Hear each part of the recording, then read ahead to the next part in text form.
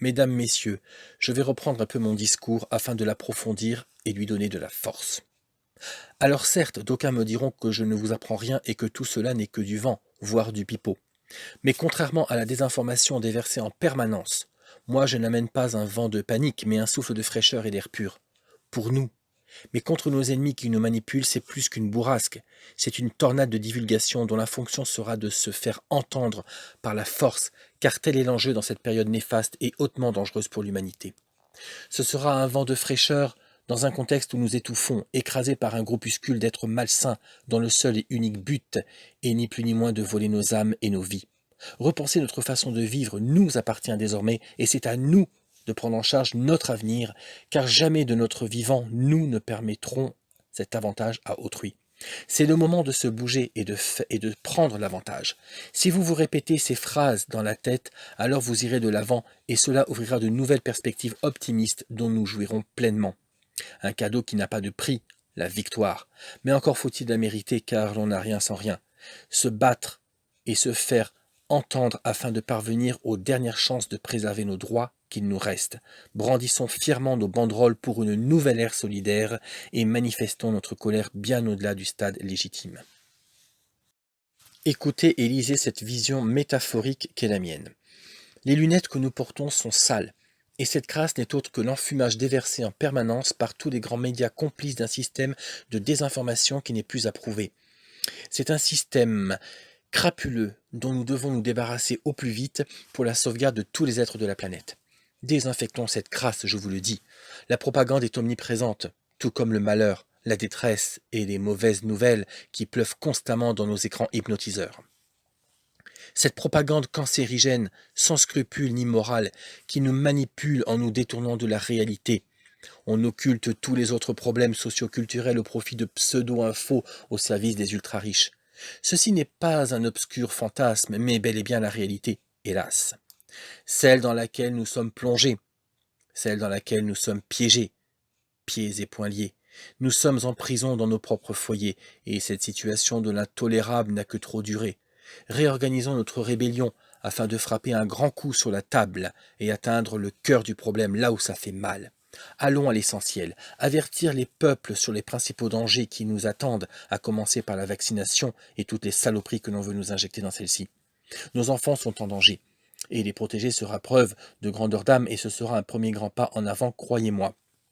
Ne pas penser qu'à soi, et sauver les futures générations dont le triste dessein semble déjà écrit par les maîtres du monde et inscrit dans un avenir déjà tout tracé. À nous de bouleverser la politique de demain. À nous de sortir de cette prison de verre invisible et pourtant si destructrice. À nous aussi de prendre notre destin en main, afin que chacun dépose sa pierre pour former un tout. Construire notre forteresse solide et indestructible, voilà précisément de quoi il s'agit. L'union fait la force. Quand on y réfléchit bien, dans le fond, ils ne sont rien et ils sont surtout minoritaires, prenez-en bien conscience. Ils ont besoin de se valoriser, mais dans le fond et individuellement, ils sont petits et minables si l'on retire tous leurs privilèges et conforts.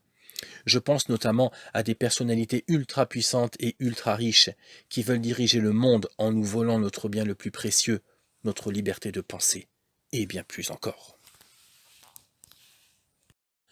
N'oublions pas, et je le redis pour bien assimiler le dicton, que l'union fait la force. Le Covid-19 est une création diabolique à l'échelle planétaire et bien ciblée et un réel danger qui nous guette pour encore et toujours mieux nous contrôler. Gardez bien ça à l'esprit et ne tombez pas sous l'influence mondialisatrice publicitaire infecte et perverse orchestrée par le nouvel ordre mondial. C'est quoi la prochaine étape, selon vous, après les logos abétissants du style «Restez chez vous» ou «Ensemble chez nous», prônés par de grandes marques et chaînes que je ne citerai pas? Certes, il faut rester prudent, et je le conçois parfaitement et le conseille même, mais ça ne justifie en rien l'accès à ces nouvelles règles qui menacent de perdurer et entraîner ainsi de mauvaises surprises dans les mois à venir.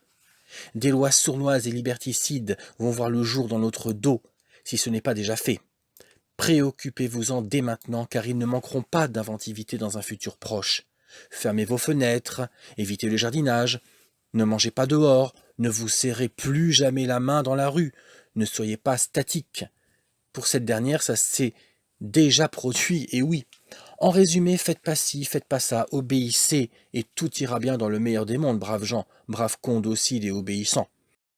Voilà exactement le genre de débordements qui auront lieu si aucune révolte ne se produit. Ils nous prennent vraiment pour des gogoles et personnellement je ne supporte plus ce phénomène dont je ne possède plus de qualificatif assez fort pour hurler ma colère, et tout casser au sens abstrait du terme, bien sûr. C'est ma haine contre la haine qui s'exprime et rien d'autre. Je suis furieux et soyez-le aussi car c'est justifié. On se bat contre un génocide provoqué par un pouvoir financier qu'il faut détruire au plus vite. On ne négocie pas avec le diable. Et ils poursuivront en disant: pendant ce temps, nous installerons la 5G un peu partout sur Terre afin de favoriser l'évolution du cancer dans les villes aussi bien que dans les campagnes. Mais ça, vous n'avez pas à le savoir. Nous sommes la voix de la raison. Et si vous faites ce que l'on vous dicte, alors vous ne serez pas punis, braves moutons dociles et sages, etc. Vous réalisez à quel point on nous infantilise, à quel point on nous dépersonnalise, à quel point on nous robotise, à quel point on atteint le point de non-retour? C'est vraiment cette vie-là à laquelle vous aspirez? Moi personnellement, non. Et je ne suis pas le seul. Je ne suis pas spécialement contre le confinement, mais contre les lois abusives qui découleront très certainement de cette crise. C'est là ma plus grande crainte. Ce confinement est un prétexte à de telles conséquences qui s'annoncent pour le moins désastreuses si nous ne faisons rien pour l'en empêcher. Si on laisse avancer la machine, elle nous roulera dessus et nous aplatira comme des crêpes. Car dans un avenir à plus ou moins long terme, les gens n'oseront même plus se toucher, ni même se parler, sinon au travers d'écrans connectés pour virtualiser le monde des vivants et nous en rendre dépendants comme une sale drogue qui nous tuera à petit feu. Pensons par nous-mêmes et arrêtons de suivre le troupeau. Être aliéné et rongé par des ondes cancérigènes ne fait pas spécialement partie de mes projets et ni des vôtres, je pense, j'en suis même sûr. La 5G nous supprimera en nous faisant tomber comme des mouches, tandis que des drones aussi intrusifs que silencieux planeront au-dessus de nos têtes pour appréhender tous nos moindres faits et gestes. Dois-je en dire plus? Pour vous convaincre? Je pense que oui, car ce n'est pas encore tout à fait terminé. En cette période de confinement, je prendrai peut-être des gants pour faire mes courses, mais sûrement pas pour débiter mes propos que vous allez lire et entendre. Stop, stop, et 1 million de fois stop à tout ça. Stop au nouvel ordre mondial. Stop aux crimes d'État et contre l'humanité. Et oui à la nouvelle ère solidaire. Mais concrètement, que proposez-vous, me direz-vous? Cela se résume en deux mots qui suivent une parfaite logique. Contre-attaque et changement. Contre-attaque face à une emprise mentale et perverse, et changement pour un choix de vie digne et sans peur du lendemain.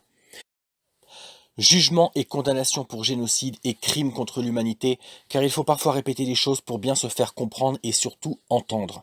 C'est aussi simple que ça. Ne cherchons pas la complication et soyons directs et sans pitié envers les criminels qui nous gouvernent. Voilà en quelques mots ce que signifiera ce changement profond et historique. Reprenez les rênes du mouvement Gilets jaunes et clamez haut et fort votre ras-le-bol, votre indignation et votre détermination à en finir avec ce système pourri une bonne fois pour toutes, ce système vérolé qui tourne à l'envers, qui tourne complètement à l'envers dans ce régime de fous dépravés et pervers.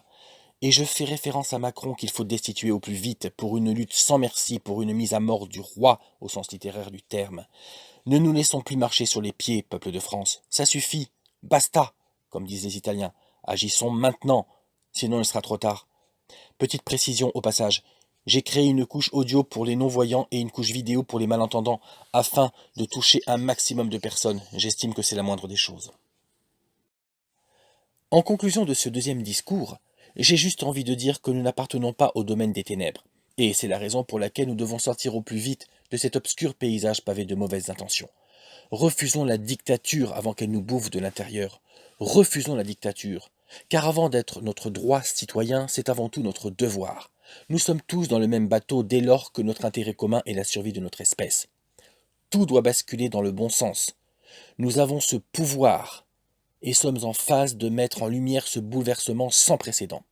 Réécrivons l'histoire de cette sublime France qui n'est plus que l'ombre d'elle-même, au sens politique du terme évidemment, mais c'est le globe entier qui est gravement menacé par le nouvel ordre mondial. Que veulent-ils au juste? Réponse claire et concise. Tout simplement exterminer au moins 90% de la population mondiale, c'est-à-dire 7 milliards d'individus, je le répète. C'est sérieux, l'heure n'est plus à l'interrogation mais aux agissements. Reprenons quelques mots et phrases clés qui annoncent toute la puissance de ce futur mouvement afin d'éviter le pire. Nous sommes tous dans le même bateau, toutes classes confondues, à partir du moment où notre intérêt commun est la survie de notre espèce. Nous sommes tous investis par cette mission ultime pour notre survie. Nous sommes en guerre, non pas contre le Covid-19, mais contre le nouvel ordre mondial. On est tous concernés, que vous le vouliez ou non. Je vais conclure en vous demandant simplement de ne pas être insultant dans vos commentaires au cas où vous auriez des reproches à me faire. Faites preuve de classe et soyez poli si telle ou telle chose ne vous convient pas, s'il vous plaît. On n'avance pas sans la critique, alors surtout n'hésitez pas à me faire part de vos avis qui seront sans nul doute instructifs et constructifs. Je ne suis pas ici pour me battre contre vous, mais avec vous. D'autre part, bien que je n'ai pas évoqué le sujet, la protection animale est également très importante à mes yeux, et je n'oublie donc pas nos chers animaux de compagnie, ainsi que tous les autres, bien sûr. Par pitié, n'abandonnez pas votre animal sous prétexte qu'il serait porteur du coronavirus, car il faut savoir, pour rappel, qu'aucun animal n'est contagieux, et quand bien même ce serait le cas, il y aurait toujours des solutions alternatives. N'oublions donc pas nos amis les bêtes, que nous devons préserver, car eux aussi connaissent de multiples dangers. Heureusement, il n'y a pas que de la télé poubelle.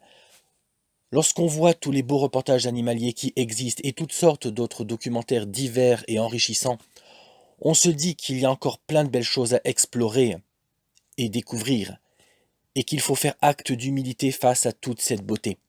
Ce n'est pas parce que je prends un ton sérieux que je ne sais pas m'amuser et prendre du bon temps dans la vie. Heureusement. Car comme on dit, il y a un temps pour tout. Après, c'est juste une question de dosage et d'équilibre à maintenir au cœur d'une vie saine. Je ne lâche pas prise pour autant et reste prudent dans cette atmosphère lourde et pesante que nous subissons actuellement. Car n'oubliez pas un point fondamental. Nous n'acceptons pas la situation, d'un point de vue moral, mais la subissons. Pour finir, en cette matinée du 28 avril 2020, j'ai été pris d'une lueur d'inspiration et par conséquent écrit ce petit poème, sans rime, qui, je l'espère, vous mettra un peu de baume au cœur.